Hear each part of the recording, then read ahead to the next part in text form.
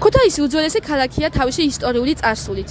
აქ არსებული უბნები, ძეგლები, მუზეუმები და ასე შემდეგ საკმაოდ საინტერესო და იდუმალ ამბავს გვყვება ამ ანტიკური ქალაქის შესახებ. განსაკუთრებით კი გამოირჩევა მუზეუმები, რადგან აქ თითქოს დრო ჩერდება და დამთვალიერებას აქვს იმის შესაძლებლობა, რომ იმოგზაუროს დროში და გაეცნოს იმ წარსულს, რომელმაც დღევანდელ დღემდე მოგვიყვანა. ამიტომაც ჩვენი გუნდი დაინტერესდა ქუთაისის მუზეუმებით.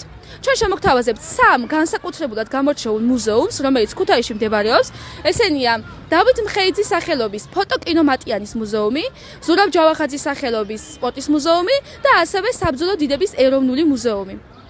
ჩვენ ვესწავლეთ თითოეულ მუზეუმს, ჩავიწერეთ საკმაოდ საინტერესო ინტერვიუები, გავიცანით საკმაოდ საინტერესო ადამიანები და ახლა კი მოდით ერთად ვესტუმროთ მათ და ვნახოთ თუ რა მნიშვნელოვან ექსპონატებს ინახავს თითოეული მათგანი.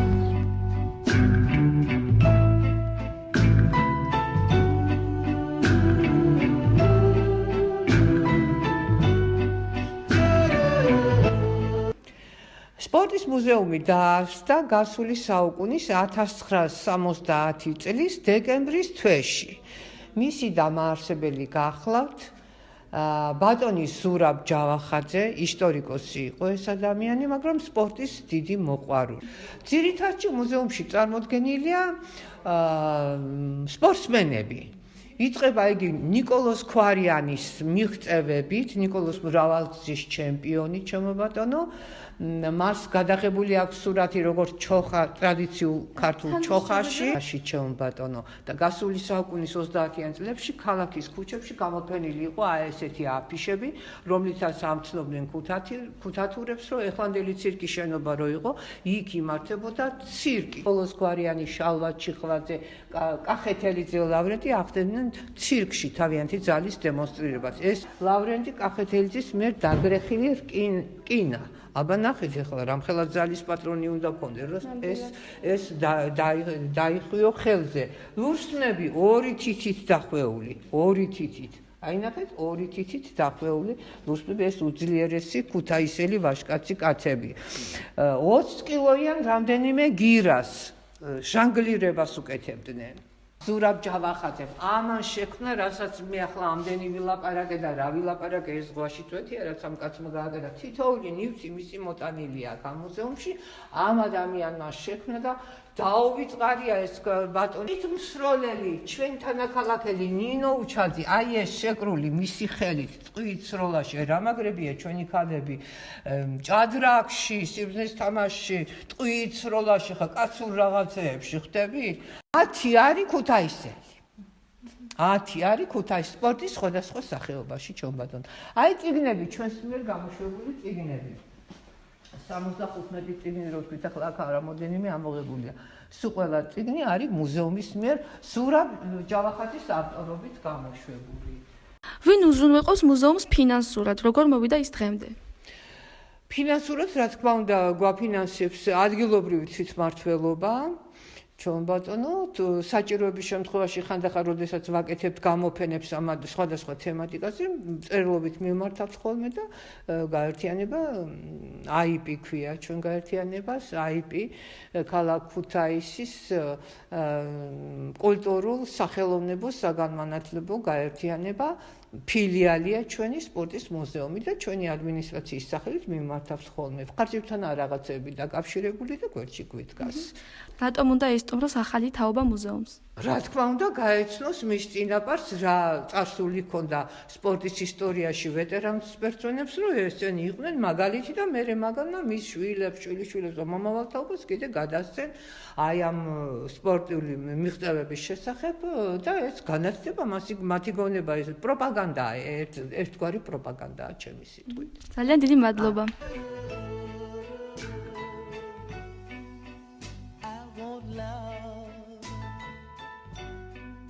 Gotta have a lot of love.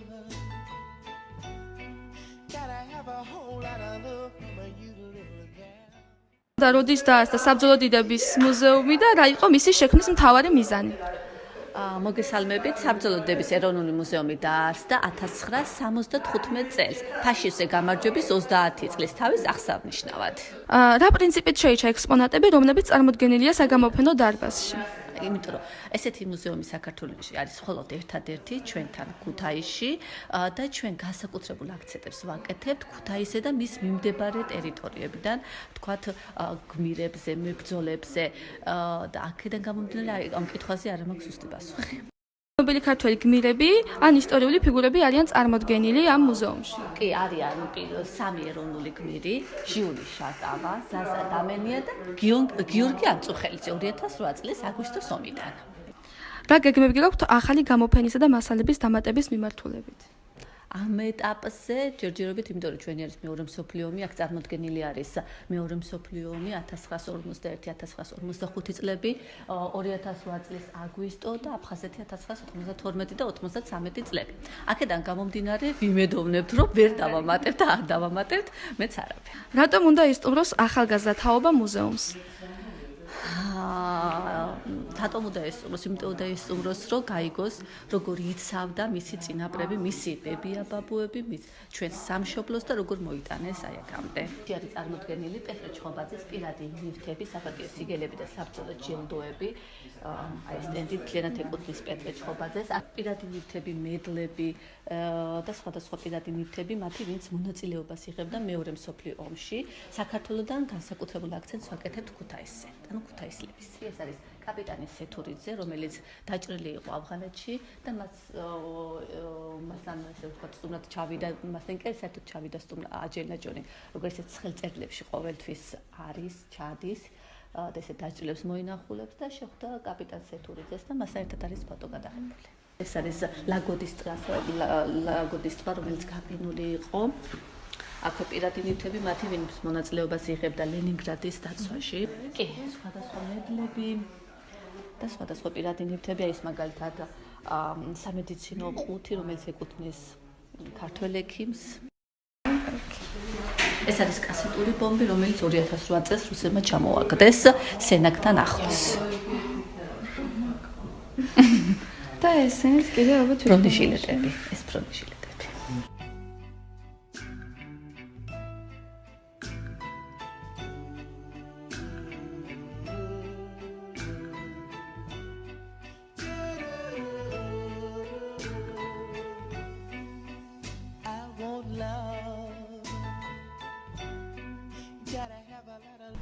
კარგი. 1993 წლის ნოემბერში ქალაქის თვითმმართველობამ მიიღო გადაწყვეტილება, რომ შექმნილიყო ეს მუზეუმი. ვინ უზრუნველყოფს მუზეუმის ფინანსურად? როგორ მოვიდა ის დღემდე? როგორც აღნიშნე, მუზეუმი არის ადგილობრივი ბიუჯეტს დამოკიდებული. სამწუხაროდ ადგილობრივი ბიუჯეტი ვერ იძლევა იმის საშუალებას, რომ რაც საჭიროა მუზეუმის სრული ფუნქციონირებისათვის იყოს მუზეუმი უზრუნველყოფი სამწუხაროდ. იმიტომ რომ ქალაქის ბიუჯეტს არ აქვს იმის ფუნება, რომ ესეთი პატარა მუზეუმები სრულად აღჭურვა. რატო აშენდა ეს ხიდი? ჯერეთ რომ იმ პერიოდში მაშინდელი ქალაქის ტერიტორიაზე ყველაზე ფართო დაშორება ნაპირებს შორის, მაგრამ ამ ტერიტორიაზე სადაც არის ეს კაზარმა და რუსული ეკლესია, აქ იყო სამხრეთიდან ნაწილი და ფაქტიურად სტრატეგიული დანიშნულების იყო. მაგრამ 70-იანი წლების, მე-19 საუკუნის 70-იანი წლებში მოხდა წყალდიდობა და ხიდის ორი ფრთა წყალმა წაიღო. დასვეს საკითხი, რომ სასწრაფოდ აღედგინათ ეს ხიდი. ფოტო, რომელიც გადაღებულია მე-19 საუკუნის ფოტოაპარატით, აქ გამოსახული არის მაშინდელი ქუთაისის თეატრალური დასის შალვა დადიანის ხელმძღვანელობით. ფოტო არის ორიგინალი, თავისი ჩარჩოთი და აქვე გეტყვით, რომ მაშინდელმა ფოტოგრაფმა როცა ზიჯს დაუმზადა ცნობილი ფოტოები, რომ ვეფხისტყაოსნის სცენები გააცოცხლეს, ადგა და ყველა პიროვნებას, ვინც არის აქ გამოსახული, ყველა სათითაულოდ საჩუქრად გაუკეთა ეს ფოტო. ეს კინოტექნიკა, საპროექციო აპარატები 1957 წელს შექმნილი სამხედროებისთვის, ეს უკვე საყოფაცხოვრებო მოხმარებისთვის და ეს დიდი კამერა იდგა კინოთეატრებში. ფოტოგრაფი სიმნელეში იჯდა, უკიდან განათება მოდიოდა და ნეგატივს ამუშავებდა, ანუ რეტუშს უკეთებდა. რეტუში სიტყვა დღეს ფოტოშოპში იხმარება. სურათის დამუშავებას, ეფექტების, ფილტრების გარეშე რეტუში ქვია იქ. რო იტყვი, ანუ კონტრასტის მომატება, ანუ რაღაცა ადგილების გაძლიერება ან დარბილება ხდებოდა ხელით.